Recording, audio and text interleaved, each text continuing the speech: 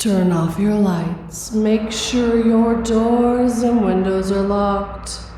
Things are about to get spooky. Hello, Handsome. By Danny Fr. Beauty is only skin deep. That's what everybody used to tell me. That's what Linda used to tell me. Linda, the only person who actually bothered to interact with me beyond simple social courtesy. It was out of pity, I knew it. But at least she would see past my appearance and actually engage me on things that made me be me, I guess. I still don't understand what's wrong about the way I looked. If I were to describe myself, damn, if anyone else were to describe me, they would probably go for A shortish Caucasian male, proportional body, who wears glasses, unremarkable attire, mostly your average Joe Blow.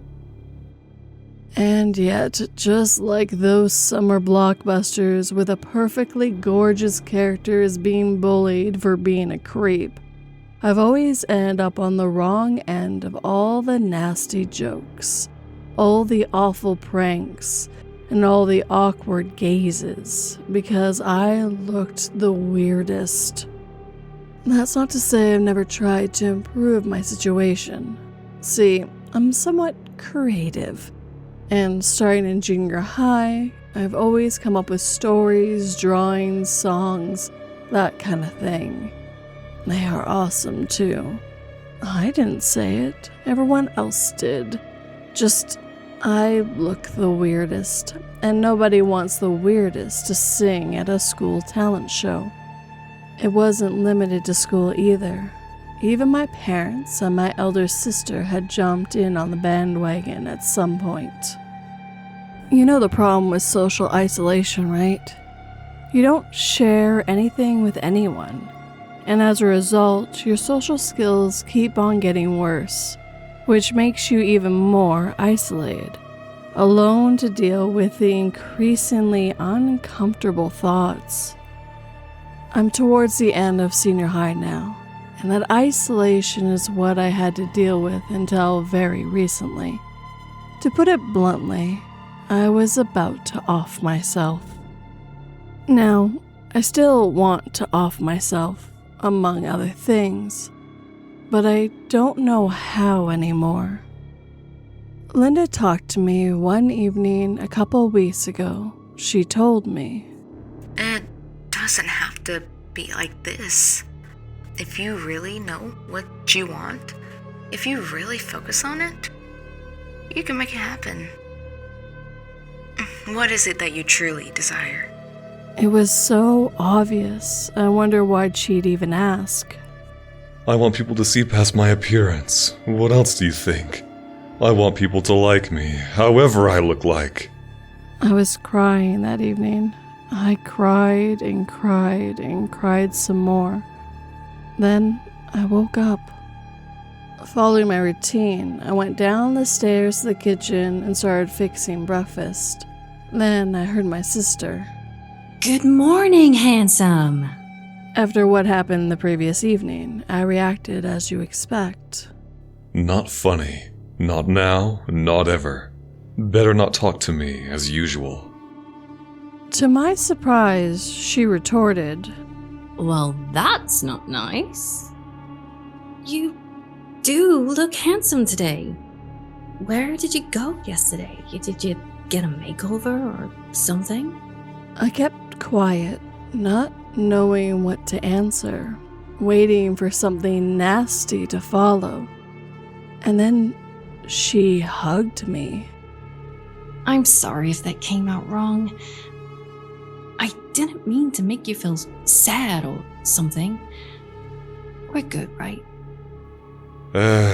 Yes, we're good, I guess. I couldn't find better words. I was feeling my lower lip tremble, on the verge of crying again, out of surprise and confusion. Then my parents came down. Hello, handsome. That was my mom. Hello, handsome. That was my dad. I didn't know whether or not they were all in some sort of sick joke, or if it was some kind of spell that caused my weirdness to go away. I kept my questions to myself, cooked myself some scrambled eggs, and sat with them to eat. When I took my first bite, the eggs fell back right into my plate. I thought I was being nervous, clumsy. I took another bite. This time it fell on the table, and then on the floor. Sorry, I don't know what was wrong with me this morning. I'll clean up the mess. What mess, darling? Are you alright, son? I don't see any mess. Maybe they were being overly kind out of guilt for the treatment they'd given me before. Maybe they talked about it beforehand and wanted to make me feel better, albeit in a really clumsy way. Thinking of what would cause them to react like that, I went for a drink of orange juice. At the moment the juice should have transferred from the glass to my lips, everything spilled. On me, the table, the floor. Some even went into my sister's plate. Nobody reacted. They just kept on eating as usual, as if nothing had happened. That's when I realized something was off. I didn't say anything. Left the table, went to the bathroom to clean myself. Once there, I removed my t-shirt and positioned myself in front of the sink to wash my face. That's when I saw it in the mirror. My lower jaw was missing. My entire lower jaw was simply not there, leaving my dribbling tongue hanging down my neck and exposing the back of my throat, an obscene entrance to an organic horror tunnel. I don't know how long I spent looking at myself, mesmerized by the nightmarish sight of me. Jawless me. Me, dribbling a monster. Me, the weirdest thing I've ever looked at. Fuck. That's all I could come up with. I did say it. It did sound like fuck. How? I told you, right, that I didn't really want to be alive at the time. Well, that was it. I didn't want to understand. My life had been shit until then, and now it was a hellish shit I totally failed to understand. I ran into my parents' room. Dad kept a sawed-off shotgun there, loaded it in the closet. I took it out and didn't even sit on their bed before shoving it in my mouth and pressing the trigger. Bang. I'm hungry now. Terribly hungry. I already couldn't eat much on account of not having a lower jaw, but somehow I can't swallow well since I've been missing the top of my head. I've been to school just because they all call me handsome now. Hello, handsome. That's how everyone greets me now, always. Apparently, I'm to be featured in the next talent show too. I won't go because of the hunger. I can't think of anything else now.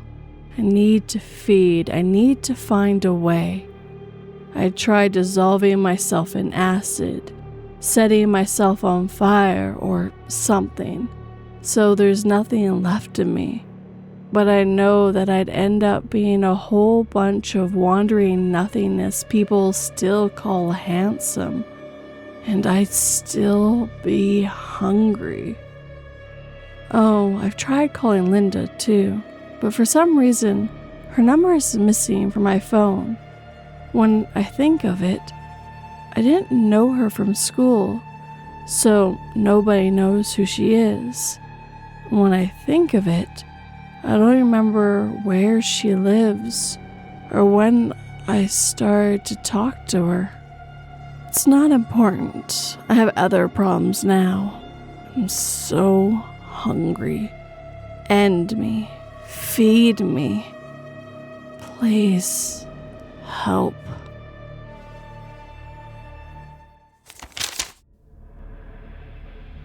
Getting stuck in a time loop while I was on vacation didn't sound so bad. The faint ocean smell made the endless 2-minute loop in the elevator a little easier to pretend I had just made it out.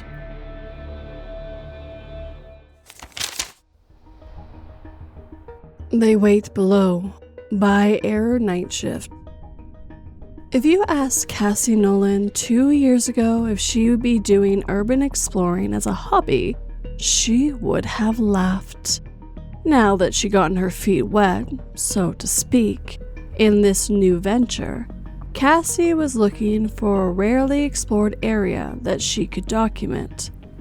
Along her search, she came across various places to visit, but one of them stood out from all the others. McElden, an old abandoned mining town said to have been left to rot due to poisonous gases leaking out, along with a caved-in trapped-in miners inside with no possible way to rescue them. Despite all of this, Cassie was still determined to get documentation. Photographs, video, or audio recordings. Anything that could prove there was something still wandering around McElden. She packed her gear into the boot of her car and looked over the GPS directions one more time. There was a determination in her eyes, one that soon would change once she found out the truth. A truth that would change her fate, either to be good or bad. Only time will tell. A dense fog-covered forest surrounded old mining town of McElden. Rumors say that when the mine collapsed decades ago, it was not an accident. Cassie, a thrill-seeking urban explorer, decided to investigate. To find out the reason behind the sudden collapse and if there was any clues left behind by any miners who may have survived. Once inside McElden, Cassie noticed biohazard posters pinned to the front of the doors. Inside, the furniture was overturned, and there was old footprints as if someone was in a hurry to get out. Everything was left as if the owner would be back at any time. At the edge of the town was the mine itself, with stains at its entrance. She could hear something crawling and scraping across the stone. Cassie took a step back, beginning to have second thoughts about this exploration. Picking one of the houses as a base, she geared up and entered the mining tunnels. There's a raspy breathing coming from ahead of her. Cassie shines her flashlight ahead of herself, watching as a pale figure pulls itself forward on broken limbs. Had this been one of the miners who had been in the collapse? It turned its head to the side, listening for something or for Cassie herself to make another noise. She heard breath, trying her best to calm her heartbeat, watching it lumber off down another path.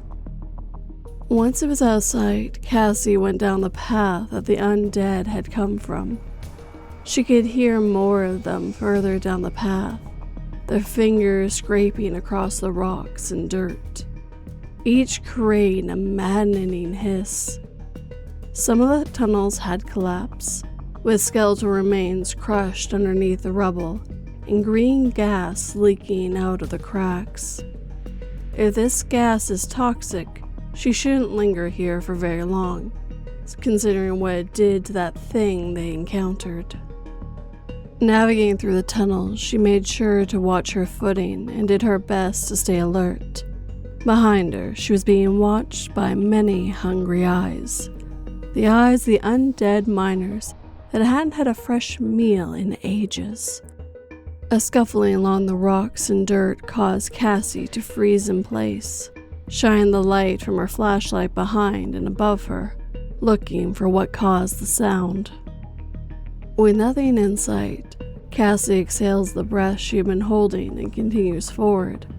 At the end of the tunnel, there is an old, rusted ladder that leads up and out.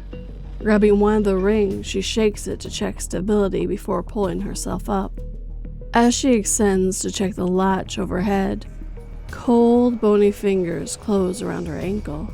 It yanked her down and off the ladder with such a force that she hit her head hard against it on the way down. When Cassie opened her eyes, she saw pale figures hovering over her with hunger in their discolored eyes. She wanted to scream, to jump up and run away, but fear made her stiffen. Gnarled fingers tore into flesh, ripping it from anywhere they could, and Cassie's screams were soon drowned out by the sounds of chewing and slurping of sinews and blood.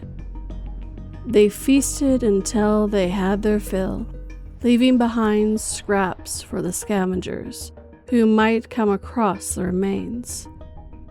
She shouldn't have come here, ignoring the online warning informing explorers not to enter the mines. A warning that the dead miners didn't stay dead, and it was a reason for the people who lived there to abandon it, closing it off from the outside world in order to protect outsiders from getting in. Now Cassie's thoughts began to fade. She closed her eyes, drifting off into a deep sleep. An incredible smell entered her senses, and a hunger rumbled in her stomach. Getting up on cracky limbs, she sniffed the air in search of that wonderful smell, hobbling towards it. Cassie Nolan was now considered missing. She had told her friends that she'd be gone for just a few hours and never returned home. Even though they had reported her gone within the first 48 hours, that had turned into a week. The police hadn't even begun a search, thinking she had probably just run away. But Cassie wasn't that type of person. They made their way to McElden and went through each of the old abandoned houses, finding her gear inside one of them. It was laid out in an organized manner as if she would return at any moment. The only logical answer they could come up with was that she was still down inside the tunnels. The question was, who was going to be the one to go down there and find her? After a childish game of paper, rock, and scissors, it ended up being Brandon who lost. Taking one of the charged headlamps, he defended himself into the tunnels of the mine. The air was thick and suffocating, making it hard to breathe, so he put on the respirator mask tied to his hip. Now about to breathe, he heard it further in, shining a flashlight around.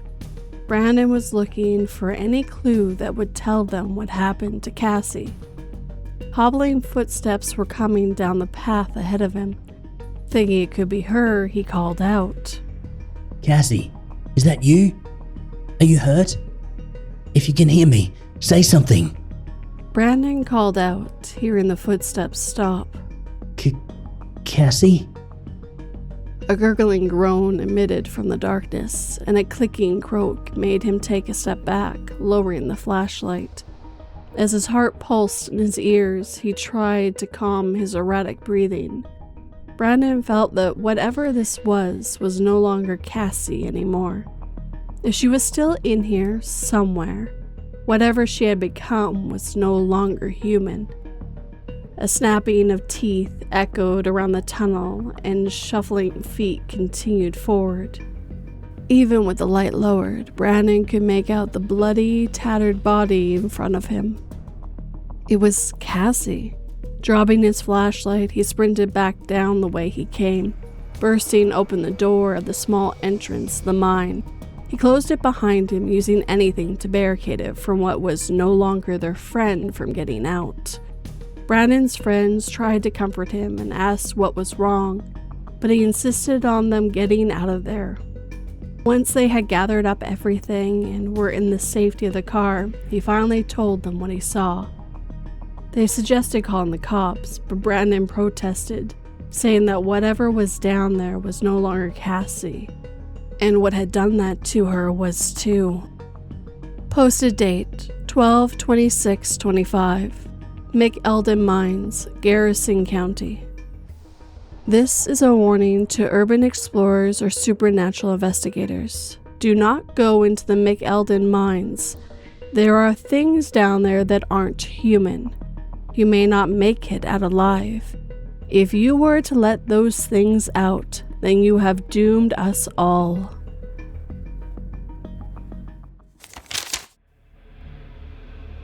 Although her son was bullied for being the only kid in gym class who couldn't climb the rope, she was proud of his determination not to give up. Practice makes perfect, she thought, watching as he dragged a kitchen chair and rope to the bottom of the garden.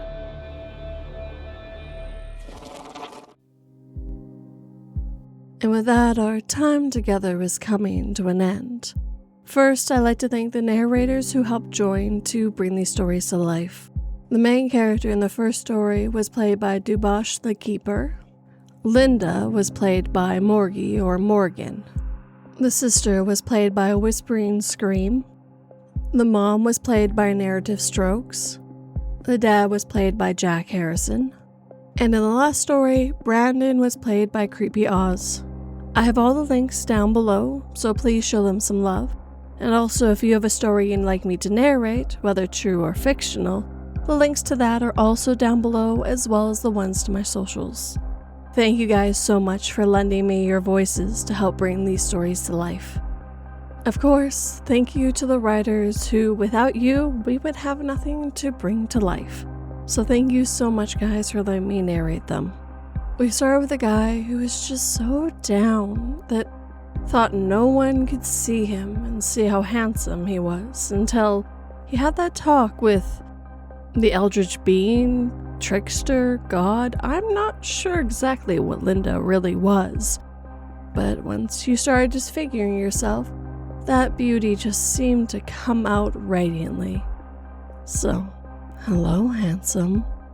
Then we move on to urban exploration that went horribly, horribly wrong. Also, why did Cassie decide to go further into a cavern after seeing a zombie?